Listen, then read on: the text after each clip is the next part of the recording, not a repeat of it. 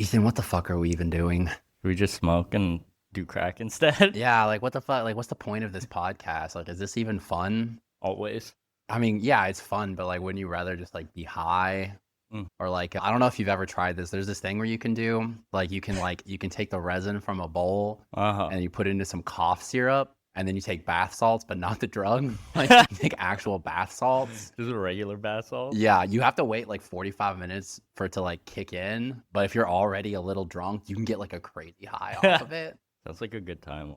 Yeah, yeah. Cause like I mean, like I try to tell my therapist about how the podcast isn't fun anymore, but like she's always like talking about her boyfriend and her own problems at work. And I'm just like, what's the fucking point?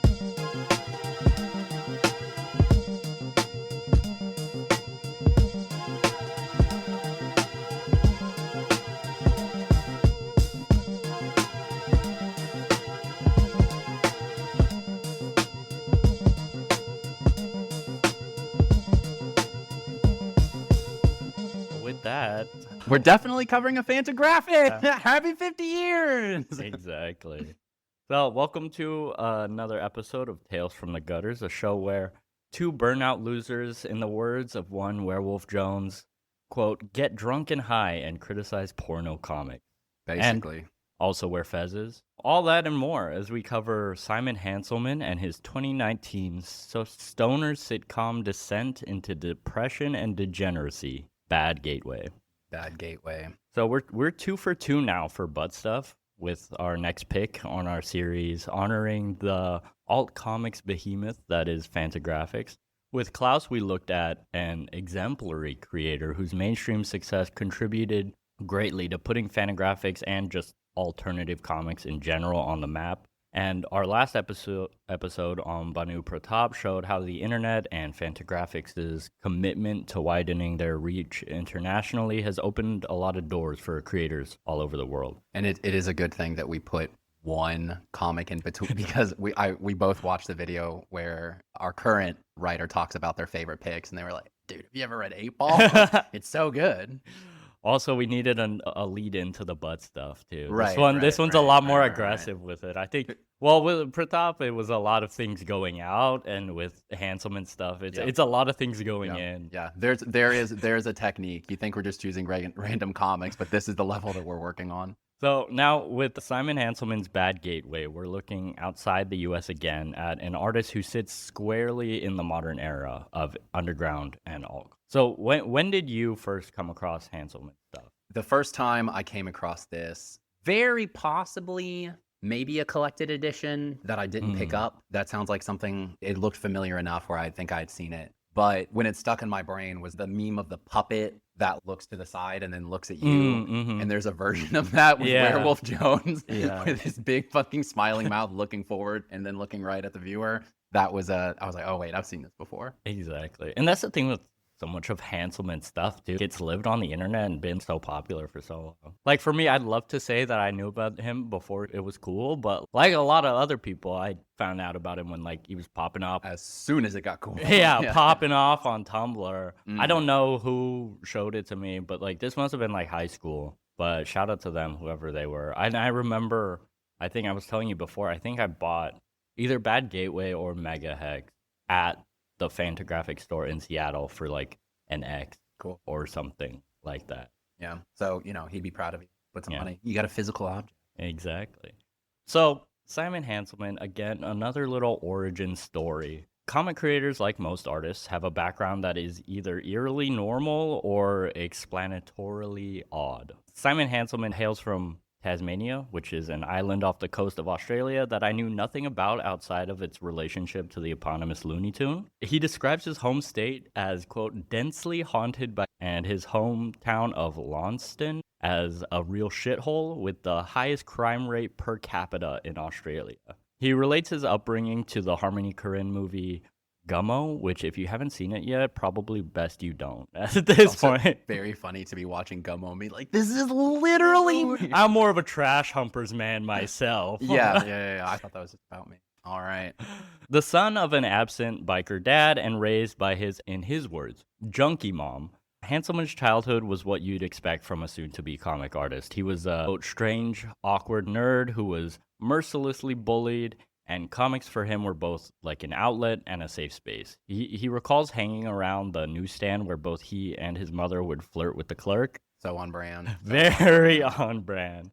He was self-publishing comics since he was 8 and never really stopped. He credits a lot of his comic influences to Fantagraphics creators, and Hanselmann is happy to shout out the works of a lot of the 80s and 90s icons like Charles Burns and our aforementioned cool comic uncle Daniel Klaus, which, funnily enough, in one of his Truth Zone strips, he called the most boring man in comics. Yeah, he owns it up to it. He puts it in the name. Exactly. But Hanselmann said that he was kind of partial to Peter Bagge's Hate series and its main character, Buddy Bradley, who was more sex, drugs, and rock and roll compared to Klaus's too erudite and cerebral kind of tone. You see a lot of the influences in his work, and it sets Hanselmann firmly in the subsequent like millennial generation of alt comics artists. I feel like if you have like Klaus and Bagge and like people like Julie Doucette and Kim Deitch, like all of those people in like the 80s and 90s, and then you move into like the 2000s, like the 2010s, especially in the internet era, like Hanselmann is that guy. Like him and like now he has a YouTube channel with Josh Pettinger. It's a Manga Talk. Yeah, Manga Talk. I think those two I think are pretty up there now in terms of who is kind of steering the ship, I guess, like creator wise in terms of like Fantagraphics. And like, I mean, we were talking about before, just comparing it to Robert Kirkman. Yeah. Like Hanselmann is that guy who grew up getting put on Fantagraphic stuff, and that was an awakening for him, and now he's there in the pantheon. What did you say, the 50 year, it's like a tote bag or something? Yeah, all you have to do is look at the 50-year anniversary Fantagraphics tote bag that they have up for sale now online, and you'll see fucking Megg, Mogg, and Owl are right there next to fucking like a Velvet Glove characters and the Hernandez brothers. Yeah, he wrote, I was telling you before, he wrote a blurb on the back of the most recent Klaus comic. And yeah, just hearing him talk about it. Yeah, he had something in his head. I feel like Kirkman, we talked about that before, was a little bit more of a sniper. He just like kind of like worked hard and then like generally wound his way here. And I was very happy about it. Yeah, it's an interesting like comparison too between like, because I would consider now Image Comics mainstream versus this like underground alt scene, but there are still parallel like careers, like with somebody like Hanselmann and like Kirkman. Grew up reading something very specific, like a certain vibe, and then got in the core of the thing that they love. Crazy. Hate to see it.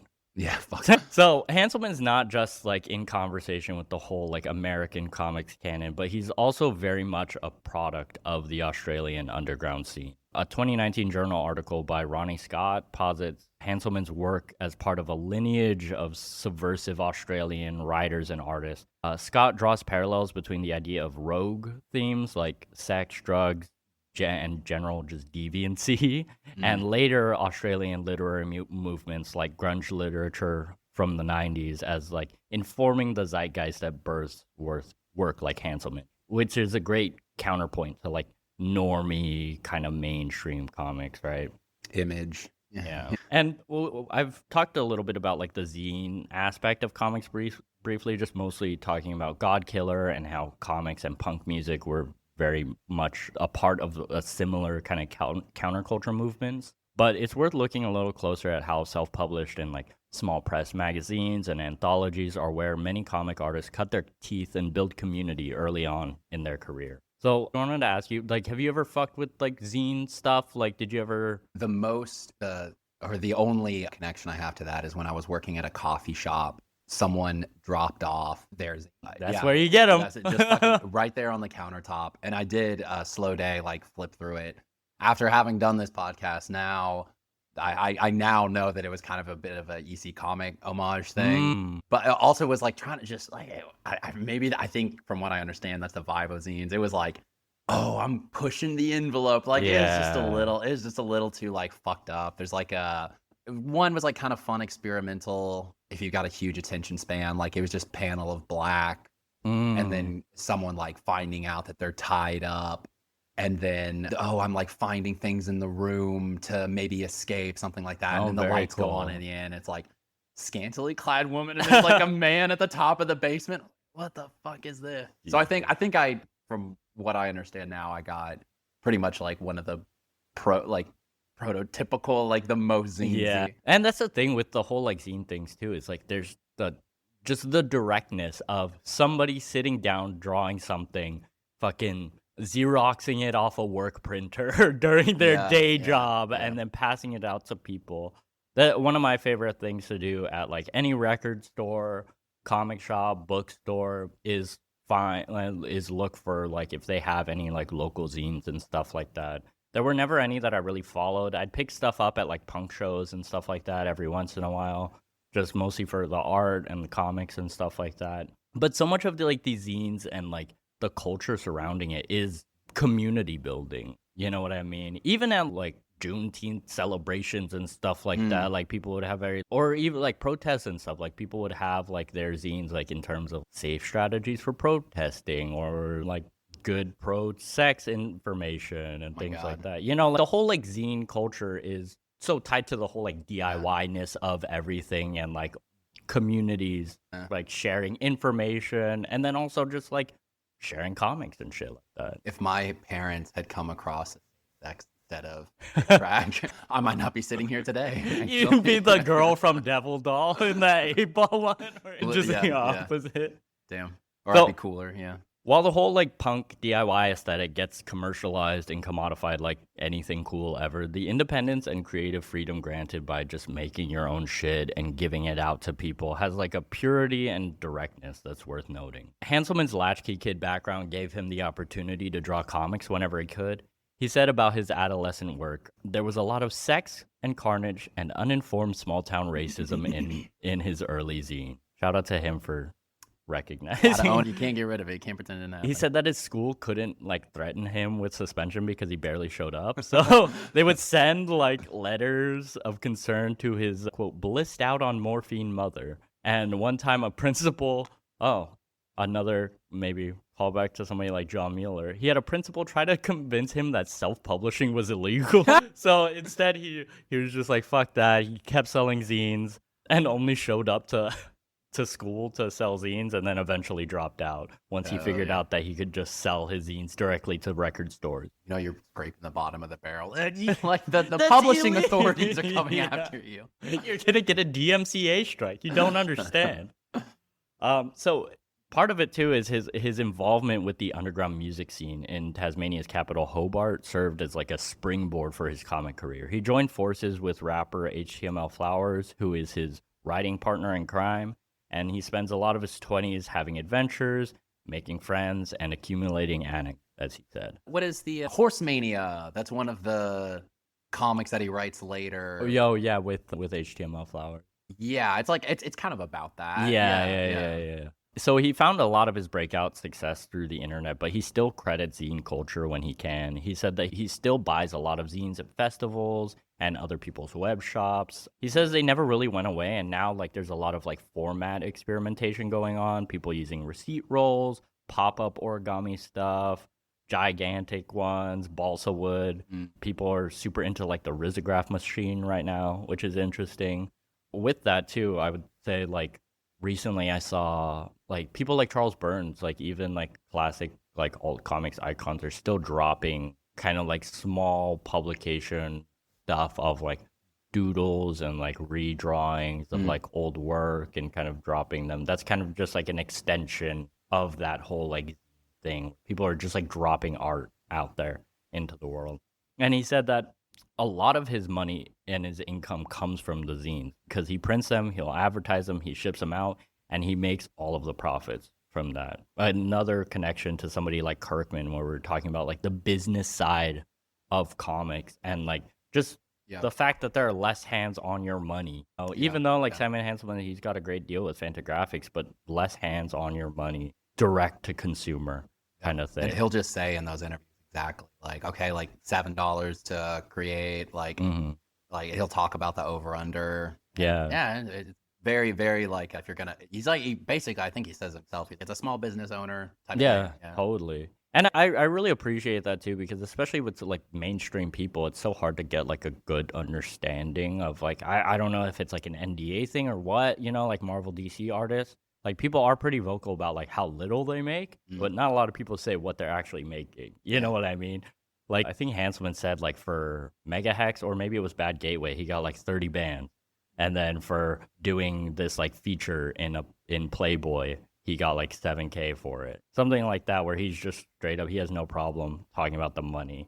And he said that if he was to rely purely on what he made from, like, just English language trade releases, like Bad Gateway that we'll talk about, or collections like Megahex, One More Year, he'd be living in a men's shelter right now. I think Operation Epic Thunder I can get behind, but tariffs really fucking with Hanselmann, his income, so we should look into that. So Hanselmann got his break as part of like a number of zines and small press anthologies, and his big kind of entry foot in the door into the comics industry was with Truth Zone, which was part of Frank Santoro's comics workbook. This is where we get early introductions to our lovable, in quotation marks, cast of degenerates that populate Hanselmann's book. Truth Zone was full of like industry in-jokes and a lot of like mean-spirited criticism. His characters meta-ironically call themselves the South Park of comics criticism, sometimes finding themselves ranting about the puerile state of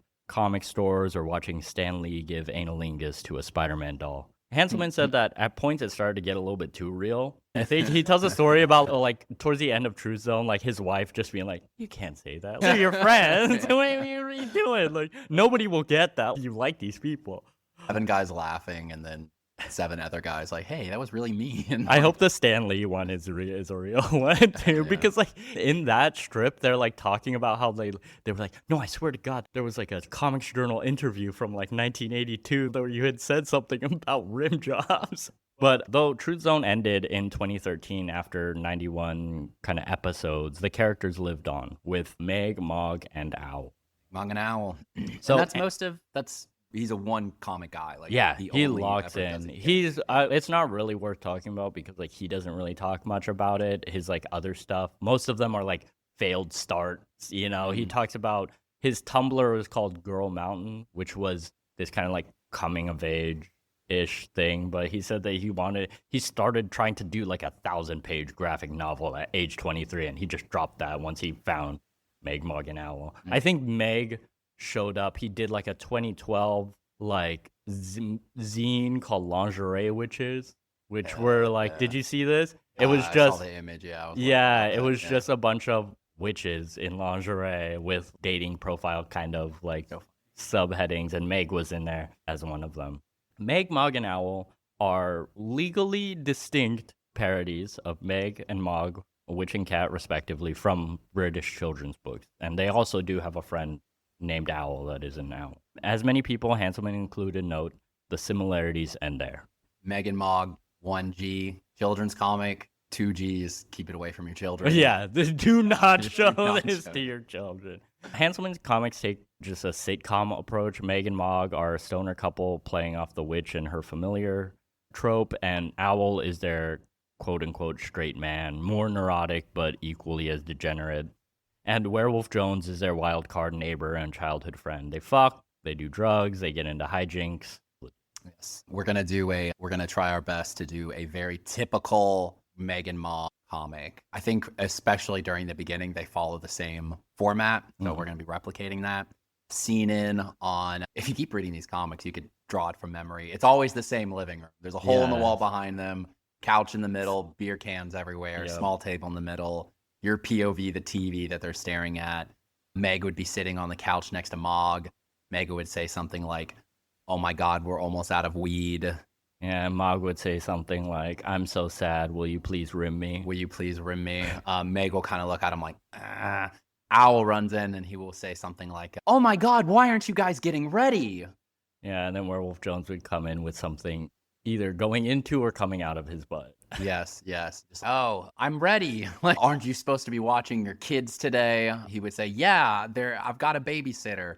Flash to Werewolf Jones' twin son. There in a cardboard box crying next to a homeless guy. If this was to go on for like 30 more years and like get like a sitcom, like a real like animated show, I could see this being what Simpson was to like screenwriters, that Rick and Morty became, where everybody was writing spec scripts, Yeah, like yeah. Megg, Mogg, and Owl. My pitch would be Megg and Mogg are trying to find Meg's phone, and they keep calling it, and it vibrates, and then Werewolf Jones walks in moaning because it's up his butt the whole time. That's pretty good. But yeah, I feel like You get the idea. yeah, you get the you idea. yeah. Other characters, there's Booger. Yes, Booger is a boogeyman. Is a boogeyman. Right, Booger yeah. the boogeyman. It's their trans on and off relationship with Megg, usually cheating on Ma friend. We have Mike, who is a warlock. Mike is a warlock. He looks like an Adventure Time wizard. with a Yes, very mustache. much so. Then we Mike have- canonically is still finding out some things about his own sexuality. Yes. but Well, he'll get that's if you there. consider Crisis Zone. Can't Yeah, or I think. not, right? Well, the lore of Megg and Mogg. I think there's signs in canon that that's where it's Yeah, going. that is Crisis very Zone true. There. We will talk a little bit too about like deconstructing the lore of Megg and Mogg, because there is like it does the sitcom thing of starting very episodic and then things get serialized more and more later on. A lot of stuff gets recontextualized through like flashbacks and things like that. But It's kind of polycule drama. Very Yeah. much so. All Yeah. impossible. Oh, and adding to that, we also have Ian, who is a big bear man, He's a big bear. and Dracula Jr., Drac Jr. who is also, depending if you consider Crisis on canon, who is married to Werewolf Jones. Who killed his son. So as we talked about before, Hanselmann and his work is intrinsically tied to the internet. His Tumblr Girl Mountain is where most people, including me, first came across his stuff. A lot of his stuff picks up steam on 4chan and Tumblr. He eventually gets a deal. Like, I guess what was paying his bills for a long time was getting his Megg, Mogg, and Owl stuff serialized on Vice, which he was probably the only person making money Off of during Vice. Vice. Yeah, Yeah. yeah. And as part of a generation of internet-addled creators, Hanselmann has used platforms like 4chan, Tumblr, and Instagram to get his work out there to a wider audience. He saw it as a way to, quote, smash the fishbowl of the Australian scene and link into the global scene. He called Tumblr just a big zine fair that never really shuts down. Do we have anything to say about like just comics and the internet in general? There's just especially now, I feel like it's changing. Yeah, well, I mean that's the thing. Like the difficulty with calling something media. Like as soon as something is new media, there's already something coming up behind it that's even newer. In the interviews, Simon Hanselmann just likes print copies. Like that's his favorite thing. He says he makes the most money, and he thinks that it's a little trite to say, but also it's true. Like having the paper in your hand is a different experience. So he was like a bit of a trailblazer, like with a new format and finding an audience in ways that other people hadn't before him. But at the same time, he would still say that there's tons of pros and cons. Talking about it now, he kind of seems like it wasn't enough. Like he wants to. He talks about flash to present day, like. Got a kid, he's married, he's trying to pay his bills, and that wasn't the way to do it. Yeah.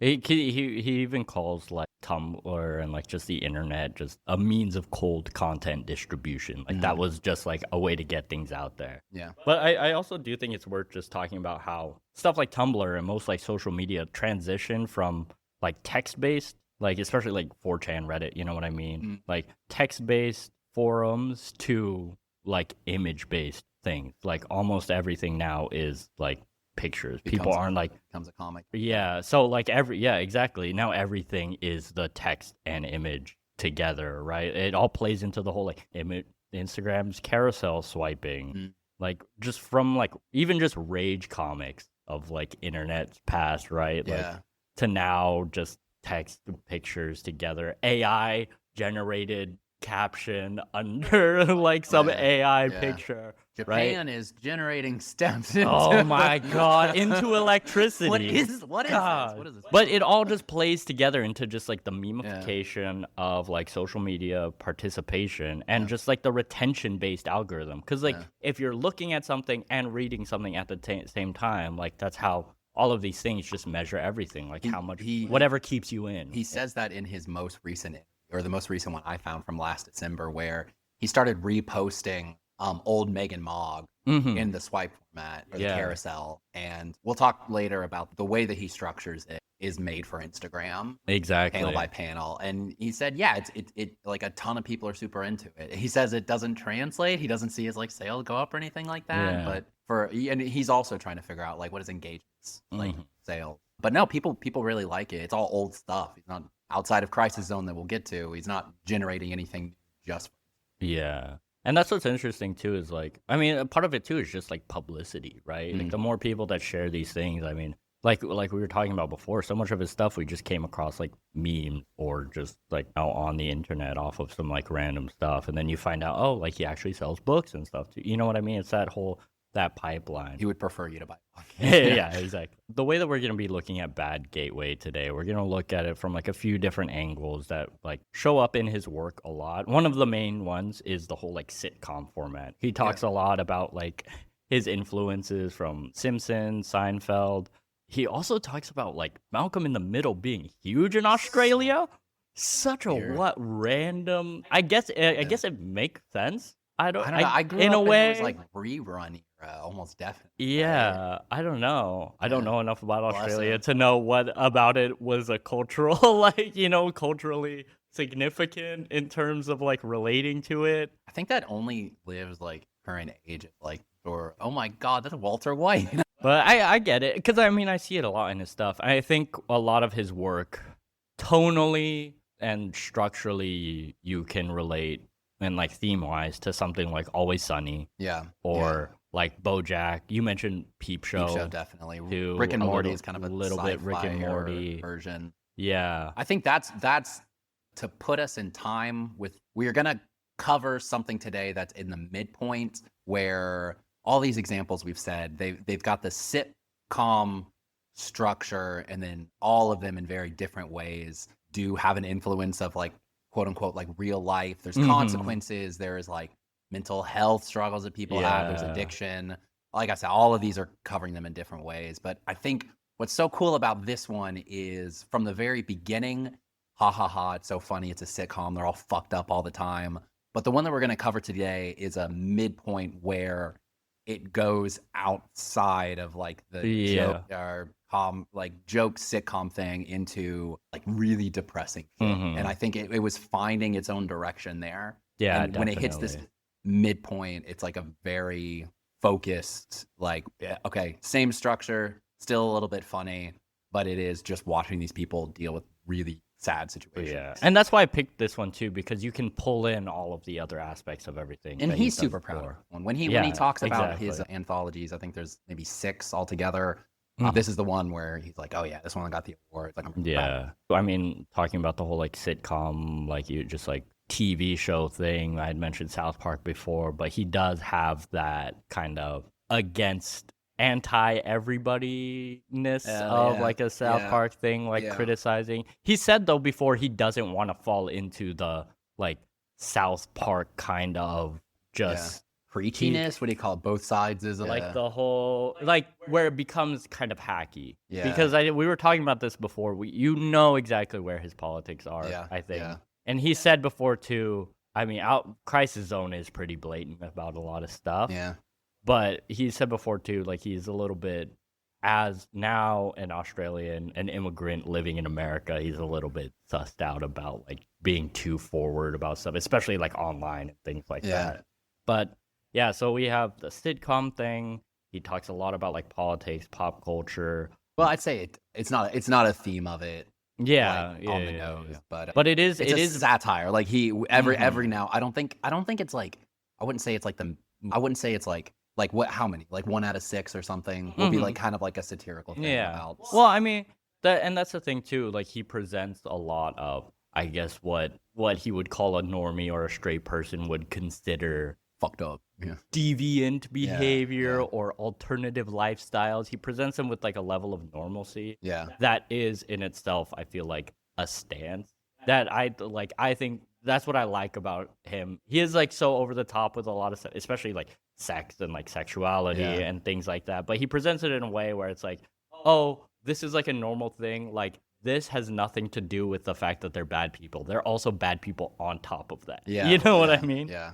I think like one example you're saying before, not that the podcast takes a stance. There's in Crisis Zone, two characters come out of trans. There's already Booger, who's a trans woman, and then like when it is a joke. It is just 100% a joke when you're writing a character in the author's mind.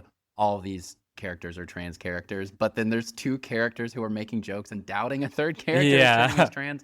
You're outside of like woke discourse and like correct speaking. Like I feel like he knows his audience. He's also writing it to himself. It's so outside of you say that from a compassionate point of view. It is I don't know. Well, he does it in a way that only somebody who's about it can. You know what I mean? You can't make jokes like that unless you actually do have like real trans friends. Yeah. And like it is worth noting, Simon Hanselmann, he identifies as a straight male. He's queer, but look up any picture of him, you would think he's just a beautiful woman. Loves to cross dress. He loves to cross dress. And like that's the thing. Like what he talks about, he's just like, nah, I'm just a straight dude. I just like to cross dress. Like I'm really bad at doing makeup. Like, but it's just that thing of like, like. He lives a life and he has like queer friends. He's like, it's normal. This is just the world. You know what I mean? Turn off discourse brain when you're reading. Exactly. This. If something strikes you as funny, question it as much as you want to. I've non-cross-dressing straight white male. Like there's a lot of shit that in here is really funny. Other shit I was like, I can laugh at that. But you know, like that's nothing on him as far as I'm fucking concerned. Impeachable, honestly. He thinks it's funny. I'm here to read it. I don't know. A lot of it too has to do with just like honesty and like just being like straight up with stuff and like presenting things, like not sugarcoating it or like not demonizing things, especially when it comes to stuff like mental illness and things like that. Obviously it's turned up to 11 for like the sitcom comic world and stuff like that, but there are some very like introspective, like insightful like depictions of like depression, and like that leads into drug the whole thing, how much like all of this like drug addiction and like degeneracy is a coping mechanism for these characters. You might think we're spending too much time on this, but when we actually get to the comic with this, I feel like you do need to preface it. Yeah, I feel like we have to, because once we start talking about Werewolf Jones and Dios for like making money, like, because like Hanselmann also talks a lot about the like, he calls it the bleakness of hedonism.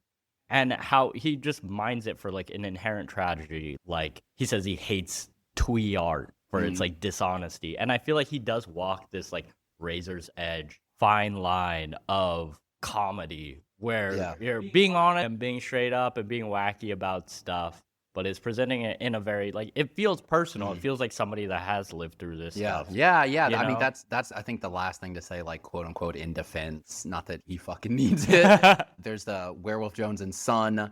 How old are they supposed to be at that time? They're like 9 and 12 or something like that. Yeah, they're you fucking young. They're very young. And there's a scene that he got a ton of pushback for, where it's like him and his buddies trying on condoms and masturbating and doing gay shit, and people were like, what the fuck, how you put that in a comic? He's like, because that's my life. Like, you know, there's a lot of stuff where you're just, the hedonism and also the depression and all this, like, it gets to be so much, and then a substantial amount of those, it's coming from, like, a really fucking rough childhood. Yeah. And, like, that's the thing, too, is, like... Not that there's anything rough about being 9 and 12, and, you know, if you know... I think if no one 9 and 12 is only rough. Yeah, truly. Who amongst us? Let's get into this. Is Bad Gateway. So let's talk publication history first. So like the main storylines, I guess, like the most like serialized collection are Megahex in 2014, Megg and Mogg in Amsterdam in 2016, and One More Year 2017, and then Bad Gateway 2019. Yeah. And these are like the main, if you're an X-Files fan, you know there's like the Monster of the Week episodes and then the mythology episodes. Yeah. Like these are the mythology episodes. In between, you have Life Zone 2013, Worst Behavior in 2015, Crisis Zone in 2020, Below Ambition in 2021, Werewolf Jones and Son, Deluxe Summer Fun that he does with Josh Pettinger, You Will Own Nothing and You Will Be Happy in 2025. The horse one. Okay. Boys in Jail. That one's Below Ambition. That is below. Okay. That's in Below Ambition. But yeah, so there is like, again, the whole sitcom thing. I feel like this is very similar to like South Park, where it's like it was like episodic for so long, and then they start serializing, doing like storylines. Yeah, and then Saddam Hussein. Yeah, the original trilogy is Megahex, Megg and Mogg in Amsterdam, One More Year, and then Bad Gateway is kind of the continuation of that kind of storyline. And I guess getting into it, as we said before, there's signs all throughout those first 3 of like things getting a little bit more serious. And this is where, it's like it's the Megg and Mogg movie a little bit. Yeah, very much so. Because at this point, Owl has moved out. Yeah, the straight like laced guy decides to leave at the end of One more year. Yeah, I mean, that's a good lead-in because you do get at the very beginning of Bad Gateway a previously in Megg, Mogg, and Owl. Shows them moving into the apartment. Could actually just talk about the formatting because once we cover that, it's never going to change. Yeah, let's talk the art because like this is one thing too. At first glance, I would say you would like Megg, Mogg, and Owl looks very simplistic. And he does, especially like on his old Tumblr stuff, he does just fuck around, just colored pencil, hand-drawn panels. But he is 3x4, 12 panel grid motherfucker, dude. He fucks with the grid so hard. Grid. He said that he believes in the grid. Very meta, he in a True Zone episode or comic or whatever. Frank Santoro tells him that like the 9-panel grid is like sacred. Better, yeah, it's better. But I do like this is a very like nerd tangent, but the whole thing with the 9-panel grid too is that the shape of the panel 3x3 mimics the shape of a comic page, and it is that vertical format versus the 3x4 panel grid, which creates little squares, which I don't know, to me also makes it feel more like a comic strip, you know, and also it kind of evokes the 4x3 aspect ratio of like old TV sitcom stuff.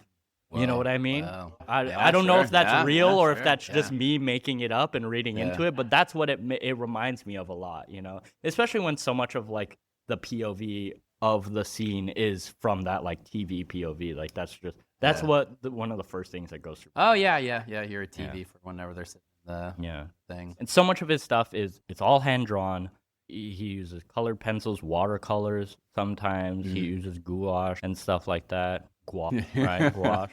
What is that? I looked that up. Gouache. Yeah, it's like a oil based like thing, but mixed media ish. But I think when you look at it, it's like watercolor, color, simple but incredibly expressive. Yeah, it's funny because like something like especially when it's like the regular stuff, like especially the more episodic stuff, you forget, and then he'll hit you with these beautiful fucking big spread pages in the front and back, and like he's done gallery shows and stuff. Like I think the Playboy feature I was talking about before, he did like this whole like thing for Orville Peck, that musician guy that wears the country dude that wears a mask or something like that. But he did this big portrait. I was like, wow, this is cool. Almost, it kind of reminds me of like Frida Kahlo a little bit, like just like his composition with some of like the bigger like pieces that he does. I don't know, very very cool. Like his art is something that like cannot be ignored, even though there's so much to talk about with the characters. Yeah.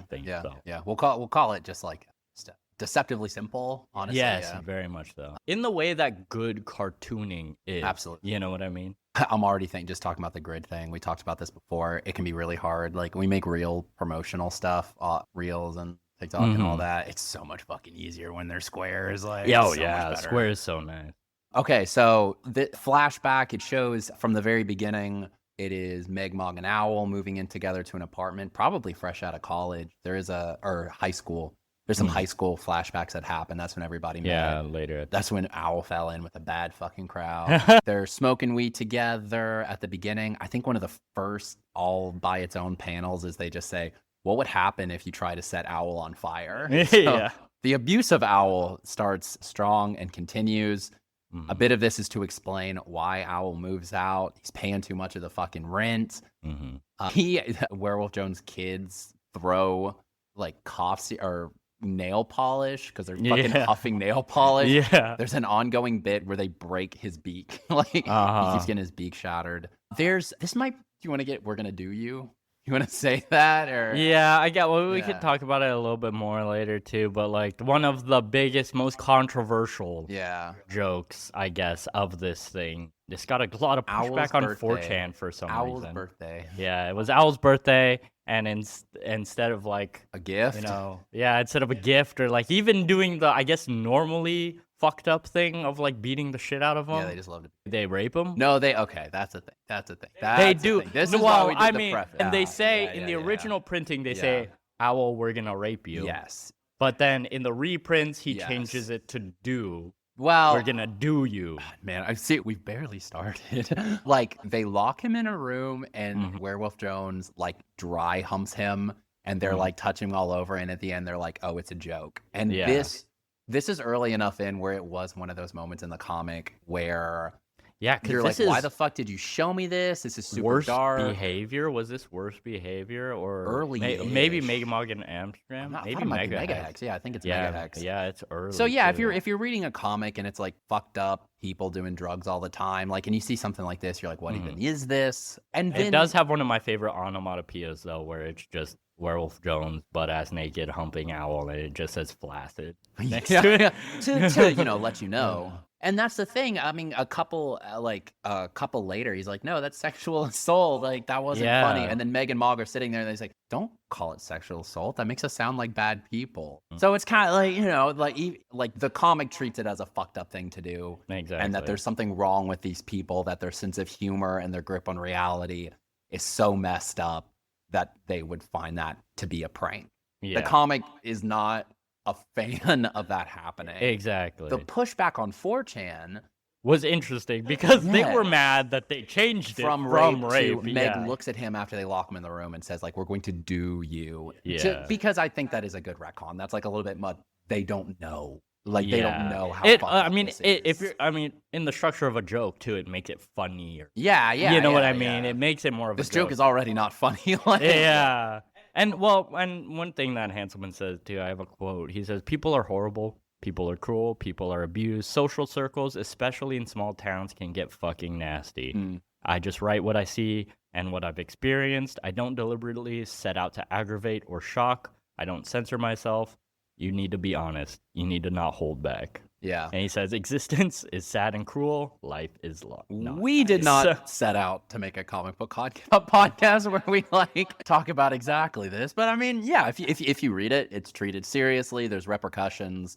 Owl ends up, when he moves out, I think that's like his line. He's like, "The sexual assault was the last straw." Yeah. Because they had just been roasting his ass all the fucking time. Yeah. It's kind of one of those, who's like it's owl is bird, owl is sweet bee, basically. Oh, yeah. Where just always the butt of the joke. What else in the flashback now that we've covered the worst part? We also see that Megg cheats on Mogg with Booger, their friend. Well, Megg and Mogg talk about going to couples therapy, which they immediately shut down. Yeah. Their relationship is on the rocks. Perpetually. Owl moves out. Megg talks about how she needs to get back on antidepressants. Yeah. They're broke. Werewolf Jones moves in. And that's where we pick up with Bad Gateway. Yeah.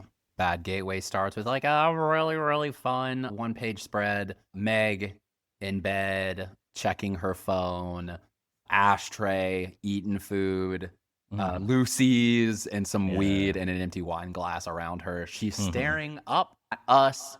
Amazing font on Bad Gateway. Yeah, I really like this. Very, very cool. A vein / like branches coming out of the top of it. Just Google it quick and you'll at least see that photo. And Megg has pink eyes. This comic, it has a funny ongoing bit where if you get anywhere near weed, your eyes will turn pink. It's like a clear sign. So it was jarring the first time I saw not pink eyes because I thought that was just a stylistic choice. Everybody has pink eyes, but then I was like, I think it's Owl coming home after work and his eyes are white for the first time. I was like, what the fuck? Yeah, they forgot. Yeah. No, they're always high. Yeah, they're just always high. If anytime Megg shows up and does not have pink eyes, the only thing she's talking about is where do we get weed? Exactly. And it's just a fun motif.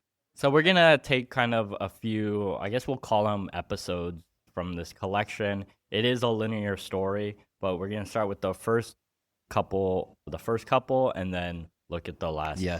Skip to the end. The first one we have is 28 days later. That's it's funny, like, just as a title. So this is 28 days after Owl has doubt.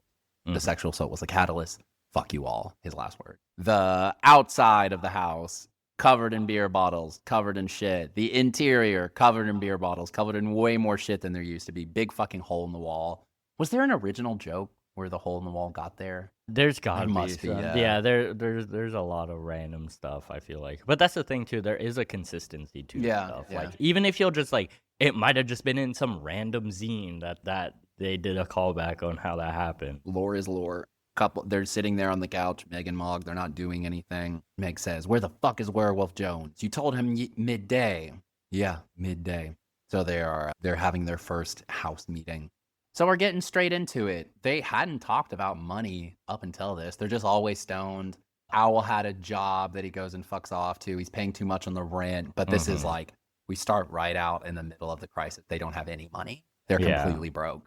It's also like Mogg's family maybe has money, but he doesn't want to ask his dad. Yeah. Megg is like, she's scamming social services, basically. They do have, the characterization doesn't come out until later, but like as a person, Megg is a hella traumatized, drug addicted mother. They all met in high school and they're trying to make this work, but they're running out of time, money, and youth.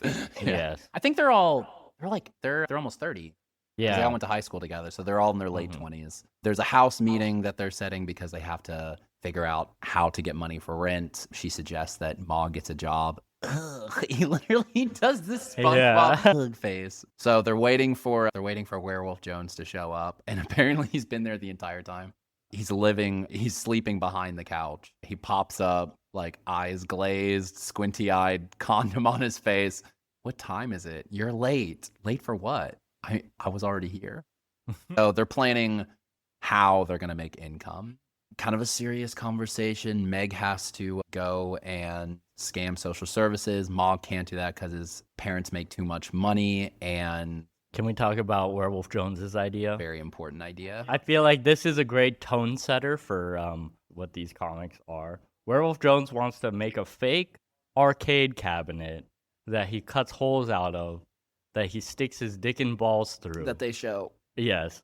That somebody will come up to the thing, mash his balls and dick until he comes on their face. And then it says game over. And then it says game over. What? And then they're like, how are we supposed to make money off that? He just claps to himself. Yeah. They said, how the hell does that help us? There's another scene where he's like, maybe we can do a whack-a-mole thing. It's Werewolf Jones' cock. It's Mogg's cock. And then somehow it's Meg's pussy. It looks like a crater on Mars popping up from the top. All right. So we know what this comic is now. That's Werewolf Jones' idea. I will say this comic, it's always as stupid as it is funny. That's the thing. Very dumb. Yeah. Werewolf Jones is just going to keep selling drugs. Oh, Werewolf Jones also makes felt hats on Etsy. That's what his kids do. So they go off and they're ready to start their quest. They have to get some Mogg's last words before going outside. I may as well go to prison. Megg goes outside and starts to rub dirt on her face and then talks about like sort of like the fine line she has to walk to be able to be sober enough to show up for this, but at the same time fucked up enough. And then she pisses herself in the yard. Yes.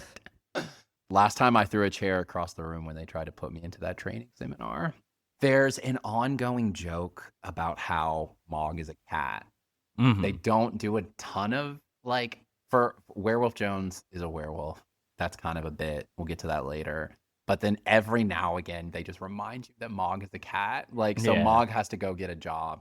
He's a talking cat, but he needs Megg to, like, with a little piece of twine, put his resumes onto his back. Yeah. Because he can't do it himself. He's just basically crying while she attaches it to his back. He's going anywhere. He's getting a job. He has to get a job. He's really sad about it. Before they go inside, she goes inside for the welfare. They're smoking another joint next to the dumpsters. The thing about Mogg is that he is incredibly dependent. Yeah. They have a very codependent relationship, Megg and Mogg. They're witch and familiar, and then also a sad millennial codependent couple that. And the thing, Megg is always like a little bit like Megg, like, you know, she has outside. They do a dumb band that doesn't. They just basically smoke weed instead of ever doing crack. Mogg is kind of nothing without Megg, and it is very apparent in a lot of this too. His solo adventures and the non-canon stuff is kind of like when the guy from talking about the with the forehead. Yeah. All right, so just think about it as a game. He's outside sweating. This game is boring already. She's going inside Into the welfare into the office. welfare office. I do love there's some great, it's like the SpongeBob close-ups of the people in the welfare office. They look You know, insane. It's kind of like it's like the Atlanta episode where he has to where he's in jail. yeah, waiting to get inside, sweating next to these like complete fucking creeps. She's looking at the CCTV on the fucking wall, and there's just a man in a hazmat suit cleaning up a dead body. Cut back to Mogg and the places he's looking at: Patchouli Palace, Shitty's Bargain Store, Danny's Button World, Gloves. Finally finds a sign that says "Cat Wanted." Immediately gets a job on the spot. You seem like a sweet kitty. One of our guys just dropped out. Do you want to do a trial? It's like a cat cafe, right? Yes. It's like a cat cafe. And how does Mogg fuck this up, Ethan? So there's a nice couple on a nice little date, and he comes up there, starts getting a pet a little too nice. Well, he gets a little thought bubbles that say, don't get a boner, don't get a boner. And like everybody knows, the minute you start doing that, Yeah. immediately rock hard. Rock hard to the point where he tripods his way, and he He literally so fucking hard that his back legs lift up, and the people are like, "What the fuck?" And he gets kicked out, and then he has to ask the guy, his like former boss or whatever, to retie the resumes onto his back. And then we get to see what Werewolf Jones has been up to this entire time, right? He literally is just like lighting some incense, chilling in the tub, never better. He just pisses all over the toilet seat. A little bit more flavor to let you know who the hell he is.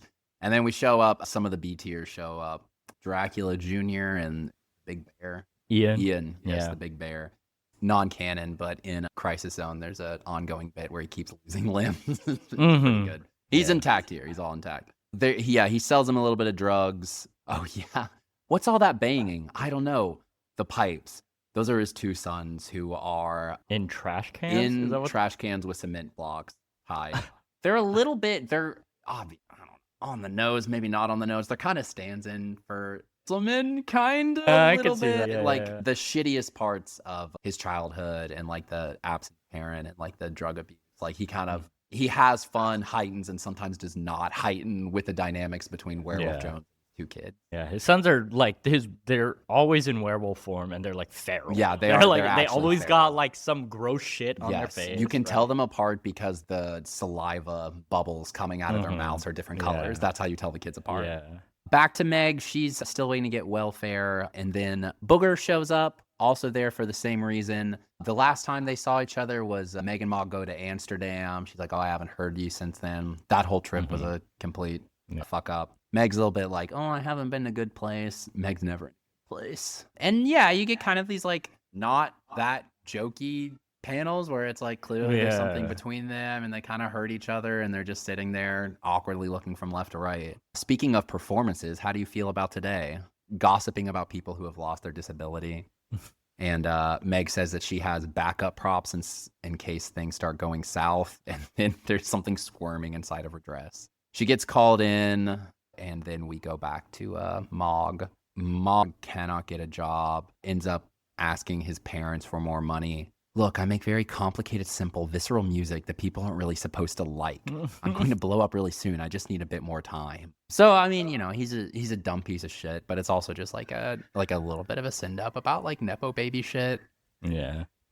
He is absolutely crying. We go back to Werewolf Jones. Yep. He's getting not really Eiffel Towered, but that's all you. No, just fisting. There's fucking and sucking. They're shooting ropes. He's snorting coke off of Dracula Jr.'s ball sack, and then they're shooting ropes, dude. They're all over the place. That was nuts. And then fuck Kim Saxon, Werewolf Jones.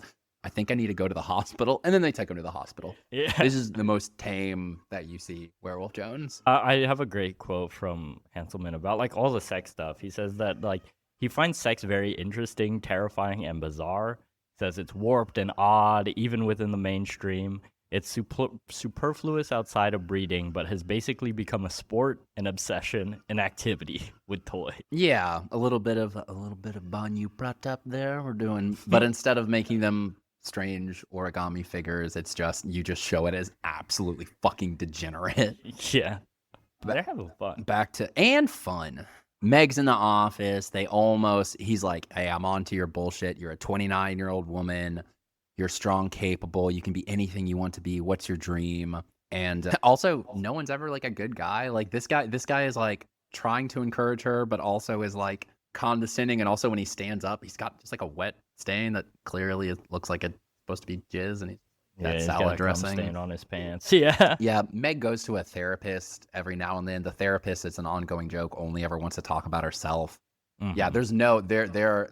Owl is as close to we get as like he's well intentioned and also kind of a drug addict. But there are no like nice, not even savior figures. There's just no normal people. Most of like the other rest of the world, they're either like incompetent or like so self-obsessed that it doesn't really matter. There's one, and like every now and then there's a satire thing. There's one where they're going trick-or-treating, and then this guy like hits them with the full woke agenda, and then afterwards is like clearly propositioning Werewolf Jones's children. Like everybody's a fucking psycho. So Megg is almost being put back to work, and she does what she's got to do. She undresses, takes out a crow, and does the fucking scene from The Witch.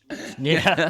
He starts talking about her the child. crow is like suckling her teeth. Absolutely and fucking it terrifying. bleeds. And then she pretends to give birth, and another crow comes out, and then bada bing, bada boom, she's got benefit. She's good to go. Yeah. 2 panels later, she's outside Liquor World. Whoa, you stocking up for the apocalypse? Says the guy at the Liquor World. Haha, not anymore. She goes to get a burger really quick. I'm celebrating. You see Mogg is behind the curtain or behind the counter, and he's wearing the net that you put on your head to keep your food, but it's his entire body. It's his entire body.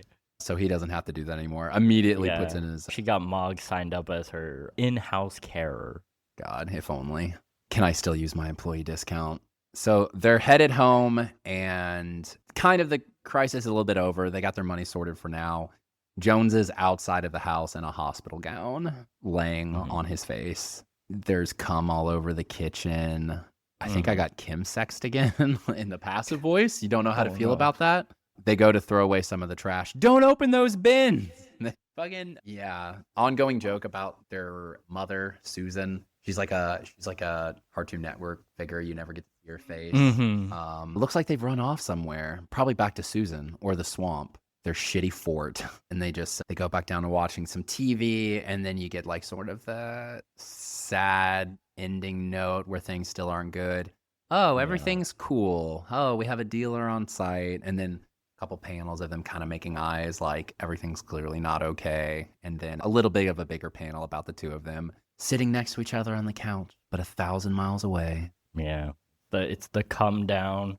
They're just like, everything's kind of worked out, I guess, in a way, but now they're still themselves, basically. And this, again, like going back to what Hanselmann had said before about like, just like the bleakness of like hedonism and like embracing all this like drugs, sex, fucking around. At the end of the day, you're still just like in your own head. Yeah. I think that's a mega hex where they they all take like mushrooms together or something. Megg has this ongoing thing about being a skeleton. Like she sees, anytime she sees a skeleton, it's like a trigger for her. She's like, not okay.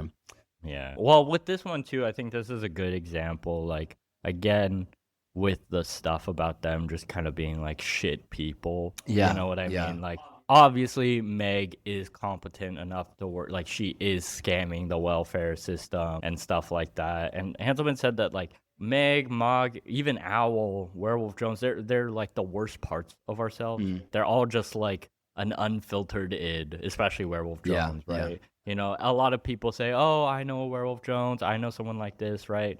Hanselmann said that people see themselves in their characters, and he tries to be honest with the writing, and in that they are flawed and horrible. And how he doesn't like works again like twee shit. He doesn't like stuff that's sycophantic, likable. He wants dirty, fucked up, real characters. And I think that just the reality of it is what is a theme of all of his stuff, because with this, obviously, it's the sitcom thing of like, oh, like we had this problem, we came around, we solved it, we're back to the status quo. But the reality of this comic and of these characters is that their status quo is being Depressed and high. and Yeah, lonely yeah. and disconnected from the people that they're supposed to be Yeah, love and things like that. it's not glamorous, but it's basically sympathetic, especially when it gets to Mogg. We'll get or Mhm. Meg. We'll get there. Like she Yeah. got a bit of a reason for the way that she is. Exactly. All right, all right. We are gonna speed run every sad thing that happens between now and the end of the end of the comic. So a lot of this, I feel like, is just more just ramping up into reality, hitting these characters. We have Werewolf Jones overdoses. Yeah, one of his in the collected editions, the first time you like get his vibe, everyone's telling Werewolf Jones stories, and he's like, haha, how am I gonna top it today? Funny sitcom, maybe he'll do a backflip off the roof. No, he takes a cheese grater to his ball, goes to the hospital, comes back. So like it's a little bit before they're like kind of like made of plastic, they'll be okay. That like the overdose is long. The overdose is a long time and like pretty fucking heavy. Like they're like worried that he's gonna die. His kids are locked in a hot car while it's happening. Very, very like tense scene. We also get like a continuation of the tension between Booger and Megg.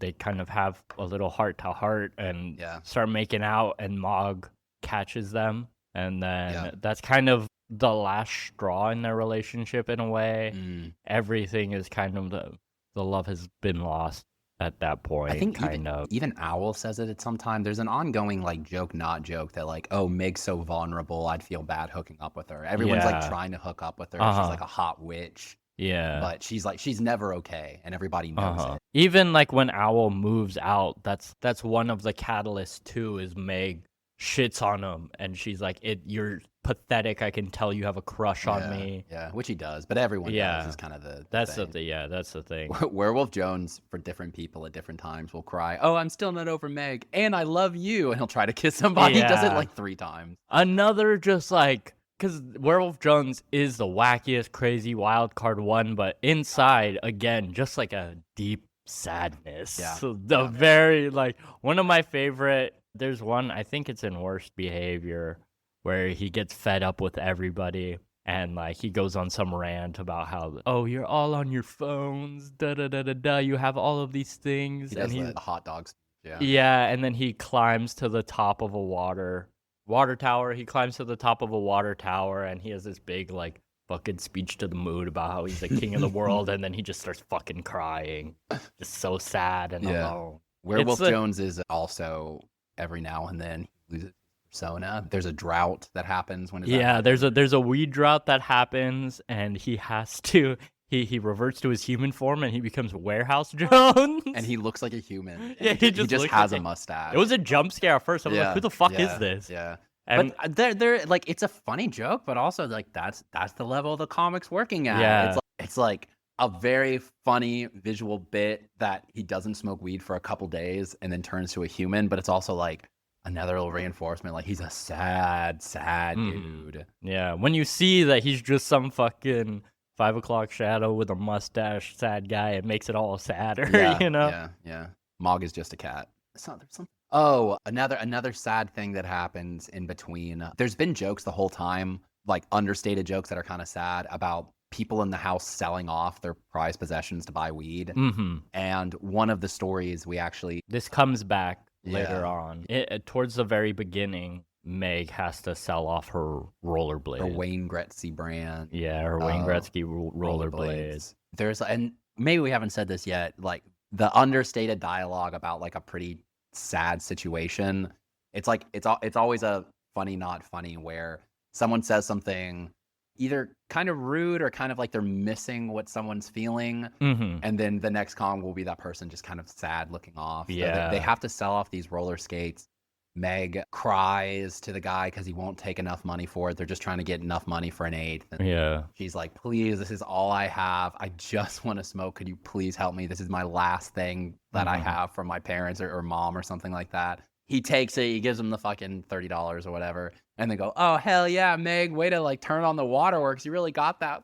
She's walking behind the group and she looks so sad. It's funny how that has a great like sitcom arc too, where like they're trying to get high and they don't have enough money for weed, so they start doing a bunch of poppers.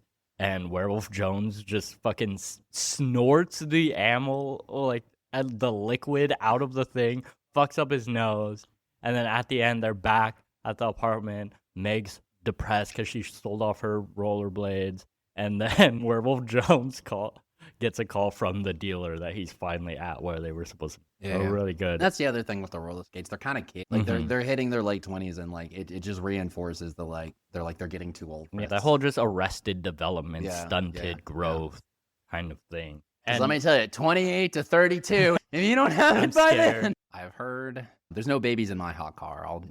I'm setting the bar there. So all of that kind of culminates in it's all of these, again, just sitcom shenanigans with these underlying personal problems that kind of just like build and build and build. And towards the end, when Megg and Mogg are kind of like at the end of their rope in their relationship, and Megg gets a call that she needs to go home. Yeah. And she and Mogg have this heart to heart. Again, like just Mogg is so pathetic and like pleading and what am I supposed to do without groveling, yeah. And he talks about how he doesn't want to be alone, and to that Megg just says, "Don't be a cunt." Yeah. And Megg has to go home to visit her mother. And one of the last things that Mogg does in this is he runs after the taxi, telling her that he loves Megg, and she doesn't really answer back, and he's left alone in the apartment by himself. And again, one of my favorite panels in this entire thing is the plane that Megg is on to fly home, and it's just this beautiful like watercolored like purple clouds and things. It's really, really nice.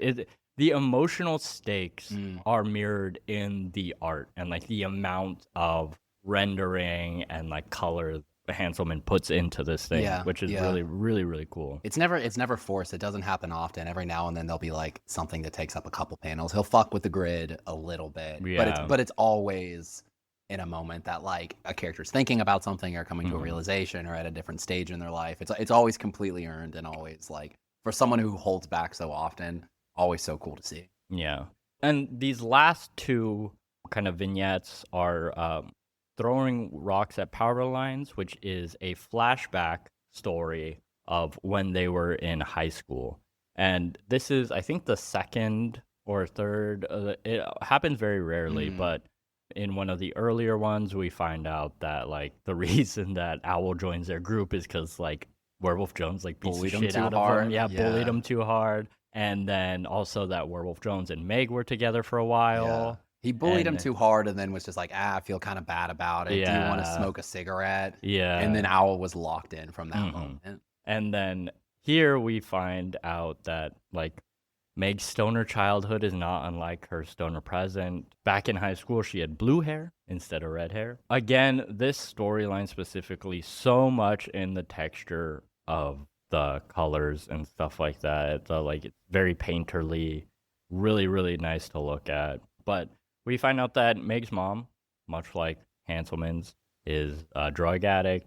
She does heroin. She sells out of their house. And like most drug dealers, she has this random people coming in and out, right? One of my favorite gags, and it's not really a gag, but Megg's mom, whose name is Amelie, her friend, Crystal, comes over to like buy drugs from her. And Crystal's talking about how they should do a dildo show to like get money, and then Megg's mom is just like, "Come on, man, I have kids. Like, I can't be doing that stuff." Also, Crystal has like a big fucking like tracheotomy scar the entire time. It's so bleak. And then also cool kind of. This feels like too detailed to not be a real thing, but but Hanselmann, Megg's mom, Freudian slip there. Megg's mom has a stash under the kitchen sink in this like secret compartment under their kitchen sink, and he spends like 5-6 panels showing the like the process of getting this out. It's like, oh, this is like a real thing that maybe your mom had. And it's a bit of a Chekhov's gun thing too, because like the DEA shows up. So Crystal leaves Emily, Meg's mom, tells her to stay safe out there. And Meg's mom, they have a very like kind of like close mother-daughter relationship in a way. Like Meg's mom comes in, she's like, "Oh, sorry about that. Did you Dependent-ish, yeah, did you hear about all that butt plug shit? I'm sorry. Like, Yeah. Crystal, she's crazy." Well, it's one of those things. I can't remember if it's not, but it's like, if you have a parent who's like struggling, it's like the relationship, like it's not like parent. Yeah. It's like friend. You become a caretaker for them almost in a lot of they're just like your fuck up friend. Yeah. And so the DEA pulls up and they search the house. They don't find any drugs, but they make Megg strip search. Yeah, no, it's super like fucking they dark. Yeah. strip search Megg, and like she's a child and she's a teenager. Like they make her get naked, spin around, girl, you are too skinny. And they like it's clear how uncomfortable Megg is and like how much this fucks with her. And then they note like, oh, all the people coming in and out of this house. They don't find anything. They find these bottles of piss in Meg's room, but it's poppy seed oil. All right, poppy oil. It must be poppy this is poppy oil. So the DEA agent fucking sniffs it, and he gets like a whiff of just fucking piss fumes in his face, which is a funny gag. Yeah, they don't find anything, and they leave. But Megg is definitely traumatized from this. Yeah, the only thing they take is the piss bottles. Yeah, and they steal her gravity bong out of her room, which is fucked. And it's a lead up to the joke with the piss bottles, like, oh, he sniffs it, it's funny, not funny, but also like it's kind of like she's drinking in her room and there's so many people in and out that she doesn't want to leave the room and see them, so it's also just a fucking another dark layer on top of it. And then we get another moment with Megg and her mom where her mom's like apologizing about all of this, and it's played straight and like not really for laughs. You could tell how uncomfortable and like sad this exchange is, right? She comes in and she's like, oh, they didn't find like the cooking leaf, like the weed that we used to make edibles and shit like that. You can have this. And she, what the fuck? I don't want that. Yeah. So Megg goes off to meet up with the homies at the ravine, right? Where I guess the gang hangs out. And we see Owl, right? Again, here we get the gag of he's got pink eyes and then he puts in eye drops and then they're clear again. But it's Owl, Mogg, Werewolf Jones, and a pre-transition Booger.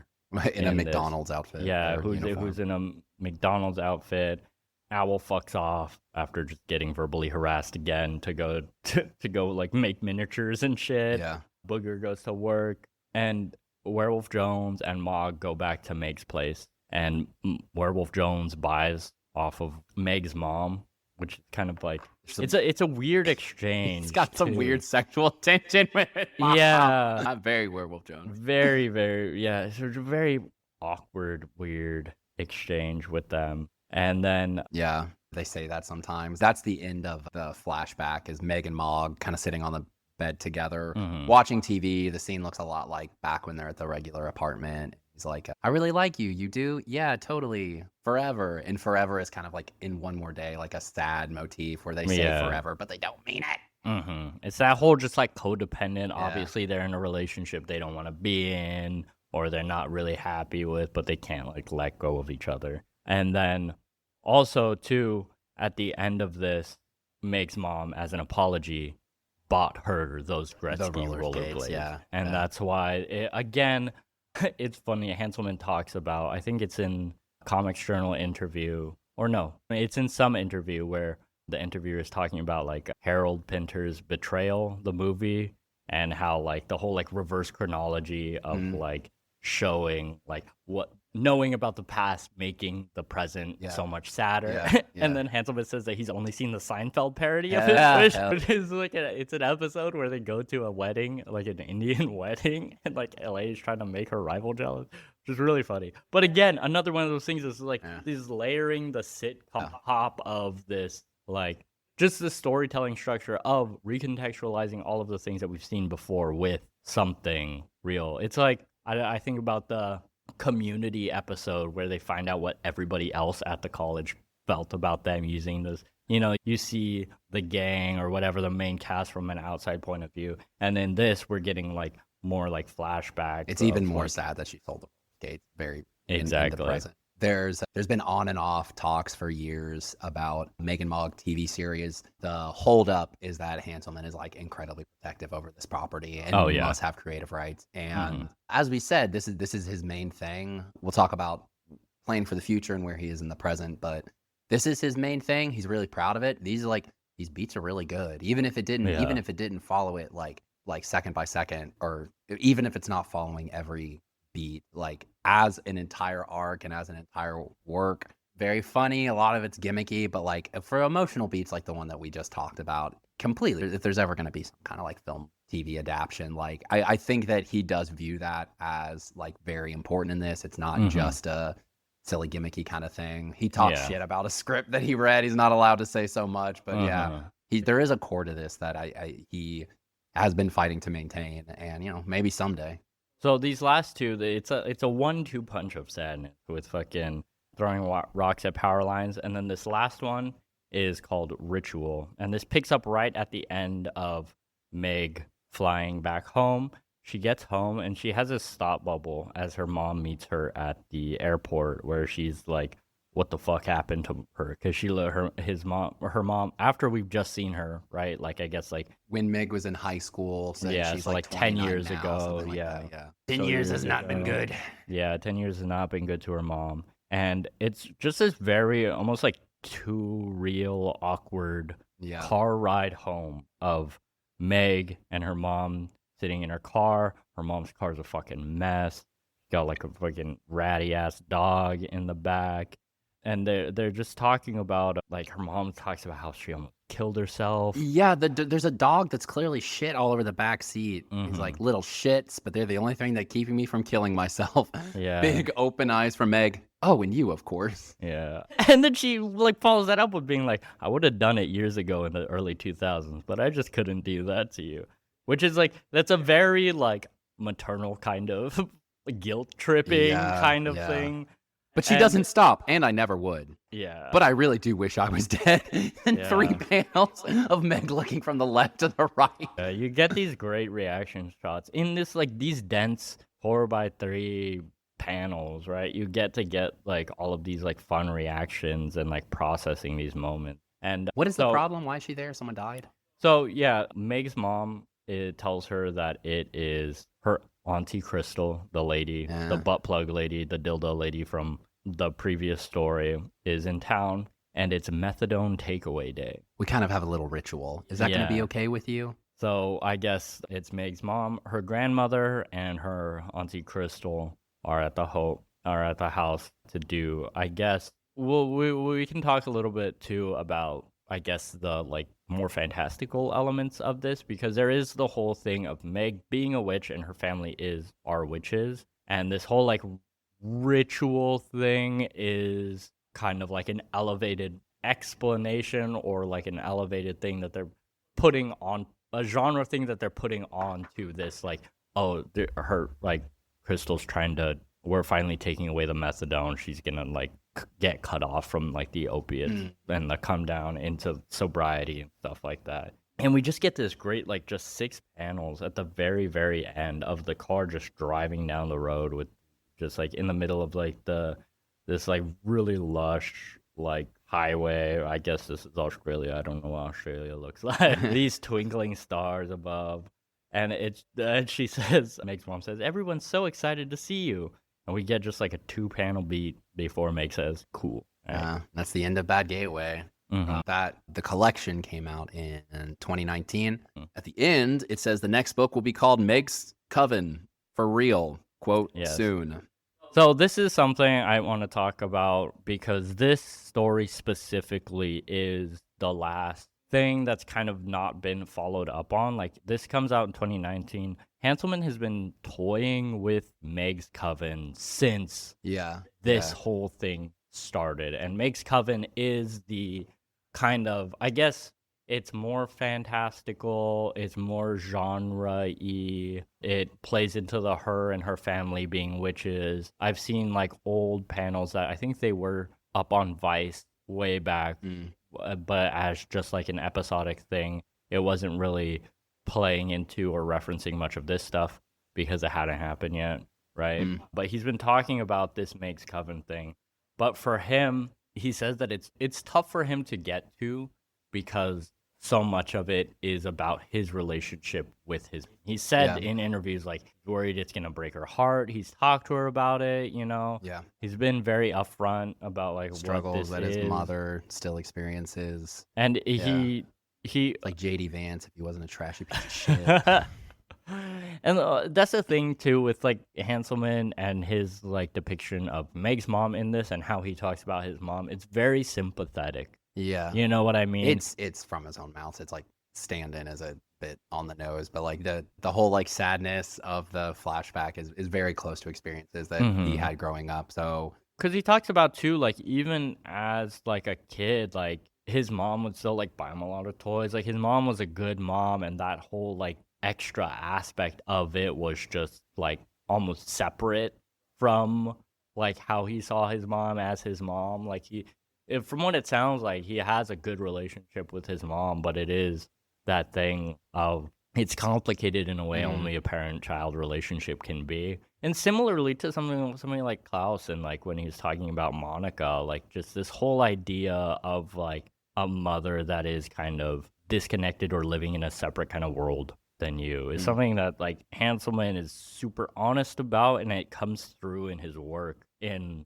a way that I feel like is like it's effective. Oh yeah. You know what I mean? Absolutely. This isn't like some like it's not that pull at your heartstrings, cheap, broad kind of thing. Who just does to be like, oh, we're deep. What's the guy who does like Lost, the Alt F4 guy or something like that? You know what I'm talking about? On the opposite end of the spectrum, like you know, it's all earned. Yeah, and that's the thing too is like it's honest and it's like straightforward, and you could tell it's from his real experiences in life and things like that. And I think that's one of the things that these Megg, Mogg, and Owl comics, this is what like grounds them in like a reality that gives them weight, and that's why he can keep doing this. You know what I mean? Because I feel like it hasn't really gotten. Yeah, there has been some, like he said that he's gotten some criticism about like whatever, just doing the same thing over and over again. But for him, he said that like they like these characters, they like fit him. He says that they're like. He says it's just like life. Like there's ups and downs. Like the comic is just an outrageously sexy and fun and pushing the limits, but also being deeply depressing and horribly human at times.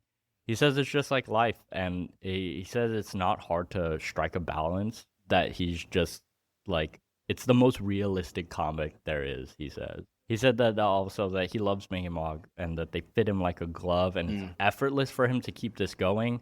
It's consistent. He said he relates it to The Simpsons, where you can just tune in every week and it's comfortable.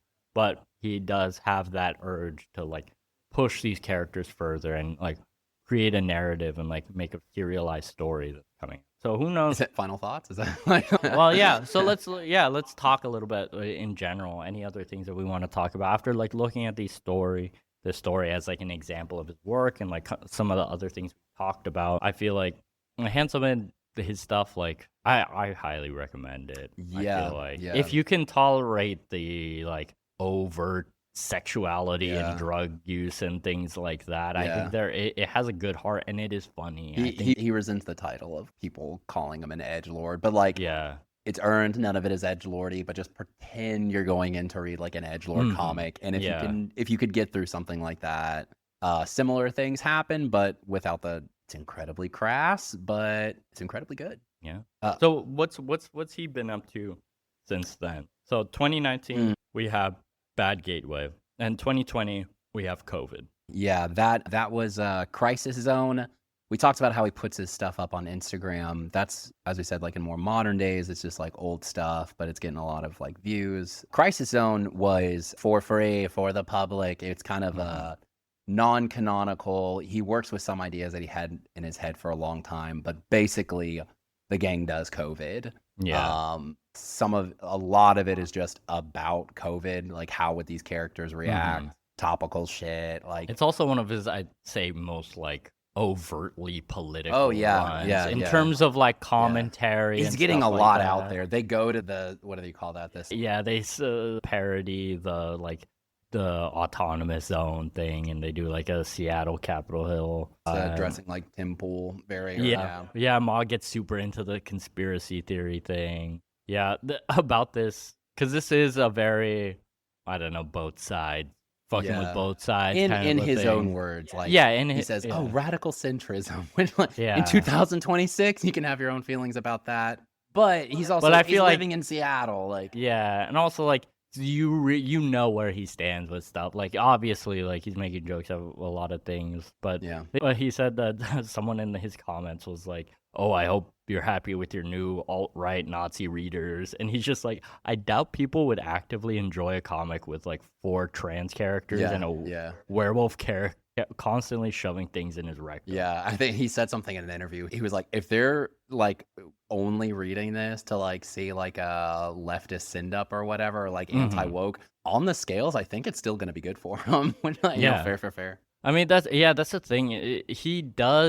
walks a very fine line, but I think it's all like true to himself and like his own sensibilities. Even with Crisis Zone, like we were talking about with like transness and like coming out, he's talked about like he wanted to present it as something that is normal and that happens. Like you see people go through this, especially like, I mean, even seeing Booger in the backup. Yeah, the flashbacks and things like that. It's just something you see and you experience with somebody who is a friend that is goes through that process and like goes through those things. Every now and then you'll get a little fan service. Like I think Werewolf Jones just like beats the shit out of some like trans misogynist. It's fun. Yeah. And that's the thing he talks a lot about. He wants to like challenge people who haven't experienced that, you know, by like presenting it in a very like honest and true way. There's even like, I remember there's like a vignette or a story where Booger's not allowed to use the women's changing room or something like that. When they go to the water park, that one's pretty much and we see how it affects his character. So like I like his like political sense and things like that. Go read Crisis Zone. You won't like something in it for sure. There's something for everybody to be like, well, I'm not sure that's the right thing, but it is a fun. What did you say? It's one of the only like. I think it's really funny. I mean, I think it's one of the few COVID media artifacts. That and Eddington are the two that I think are good that I do enjoy. I do remember because we talked a little bit before about how we got into like Hanselmann and stuff, but like I wasn't like totally keeping up with all of his things. I had probably gotten Bad Gateway at some point, but I got back into him with Crisis Zone. It kind of reminded me, especially just being up all the time. I thought it was funny as it was coming out, and just it being on Instagram. Yeah, almost every day. It was crazy. It was really, really cool that he was able to do that. Crisis Zone, any interview you watch in any year since Bad Gateway came out, he's going to promise you Megg's Coven. To which we say, take your time, dude. Like, take your time. It's going to come out, we're sure. In between then, there's some, like, fun, like, team-ups. I really don't want to get into those, but they're good. I mean, we talked about the Werewolf Jones and Sons Summer Deluxe that he does with his buddy Josh Zero Ambition, I think, is a collab, too. Yeah, Below Ambition. Yeah, where they do the Horse Mania. Megg and Werewolf Jones go on tour with their really shit band. It's kind of a zine thing and kind of a music scene. Yeah. Currently, he's doing You Will Own Nothing and You Will Be Happy, right? Which is a zombie thing. It seems like I haven't read it, right? I can't find it right now. Yeah, it's only physical right now. I gotta buy it. Go buy it. But fucking, it seems kind of Crisis Zone-y in it's it. All black kind and white. But there's an apocalypse Crisis Zone-y because she's like, oh, the power's off forever now. My phone's dead. So it's another also crisis. In it just kind of being like non-canon like outside, because it doesn't seem like this is part of, but I don't know if this will tie in. And Boys in Jail, I think, is like another like mini comic or zine that he came out with too recently. The only thing I've seen from it was, I'm pretty sure, Owl getting raped again. I will say Owl does plenty of penetrating himself. Yeah, that's a bit is that Owl has game, like, for no reason. Also, like, Owl, I will say Owl and Werewolf Jones have a thing that they dance around a lot and pursue quite often that I feel like that's long game. I see. There's a lot of gems. Like, go read it. More than most of the comics that we even cover. Like, this is one. Like, all right, you listen to the fucking episode. Go get the comic. It's fun. Yeah. Give him some money.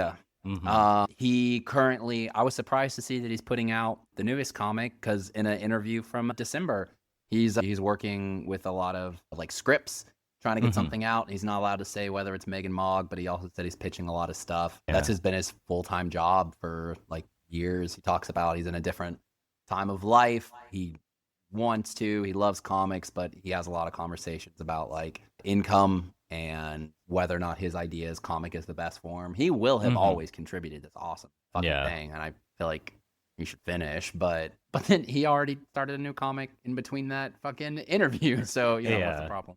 And he's not on that fucking sellout. Not that like I would call like Kirkman or somebody like the whole like TV development pipeline from comics. Like Yeah, as you said before, fucking he is very much like if this isn't good, I don't want yeah, to it's not I good. don't want to do it. And like being an independent creator, obviously this is something very personal to him.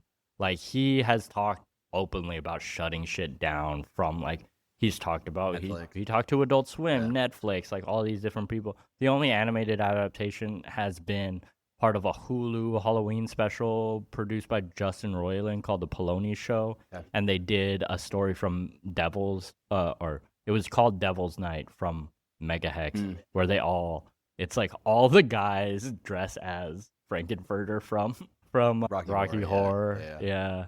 And that one's pretty good. In that one, I will say we were talking about this before, but the inspired casting having Macaulay Culkin as Mogg, I like that one a lot. Yeah, yeah. I forgot who's Werewolf Jones. Emma Chamberlain as Megg was whatever. Hanselmann has talked about how he really wants Lindsay Lohan to be She's got the raspy Megg. voice. Yeah. Yeah, I could see it. I could see it. I fuck with it. So yes, on. We won't say greater because it's so great. Still keeping on. Go watch Manga Talk. Go watch some interviews.